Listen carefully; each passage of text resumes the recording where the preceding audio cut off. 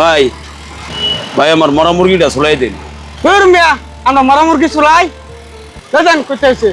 ভাই আমার বাড়িতে একটা কুত্তা আছে ভাই, কুত্তারে খাওয়ান লাগে লাগে গোটে টেয়া দিয়া, অসুবিধা নেই। আচ্ছা ঠিক আছে।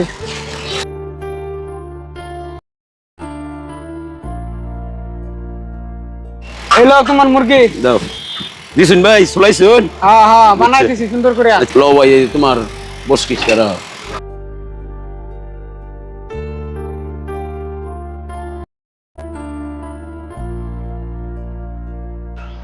মারুফ সাহেব বাসায় আছেন? মারুফ সাহেব, আসসালামু আলাইকুম। কে আপনি? ভাই তো বাসায় নাই, কিছু বলবেন?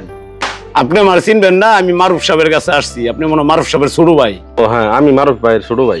না, মারুফ সাহেব এই যে আমার ফালের কয়টা মুরগি আছেন, তার একটা মুরগি দিয়ে গেলাম খাইবার লিগে। মুরগি নিয়ে আসছেন? আচ্ছা দেন, আমি ঠিক আছে ভাইকে নিয়ে দিব। আচ্ছা ভাই ঠিক আছে, আচ্ছা আসি। আসসালামু আলাইকুম। ওয়ালাইকুম আসসালাম।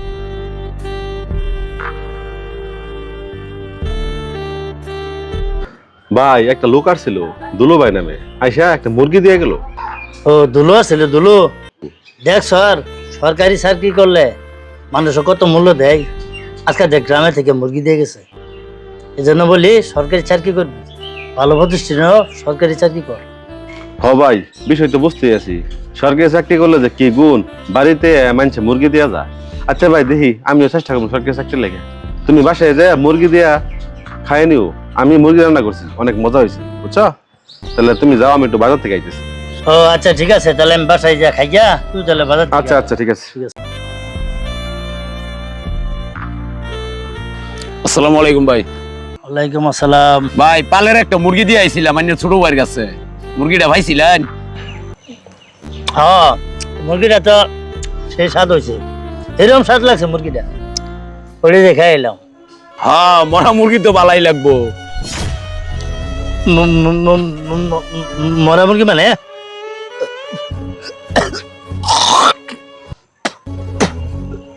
হ্যাঁ, মরা মুরগি কিরম লাগলো ভাই? ওই বেটা, তুই আমার মরা মুরগি খাওয়াইছিস কে বেটা? সুদ খাইতেছুন, ঘুষ খাইতেছুন, সরকারি চাকরি করিয়া সমস্যা হয় না, মরা মুরগি খাইলে সমস্যা কি? মানে তুই কি কি কি কি- কি খবর চাস, কি বুঝতে পারছাস? আমার একটা কাজের লেগা 1 লাখ টাকা ঘুষ দিছি আইনারে, মনে আছে ভাই? যেমনি হোক আমার এই কামটা করে দিতে হইব। তুমি এক পাশাল খালি বারে বারে বলো কেন? তোমারে তো আমি আগেই কইছি টাকা 1 লাখ দিবা তাহলে কাজ করে দেবো, টাকা 1 লাখ দিবা না কাজ করতাম না, কম আমার হাই দেবো। ভাই এই সামান্য কামের লেগে 1 লাখ টাকা চাইতেছুন, একটু কমাই সময় হয় না? ভাই দেখ, আমার কাজের কোনো অভাব নাই, তোমার 1 লাখ টাকা করছি, যদি দেও তাহলে কথা কও, আর নাহলে আমার লাগে হোদাই মাইনা বাজার পারিব না। আমার কাজের কোনো অভাব নেই, যদি আমারে 1 লাখ টাকা দিবার ভাও তাহলে আমার কাছে আইসো, আর নাহলে হোদাই মাংনা জামা লাগবে না। 1 লাখ টাকা কই পাই?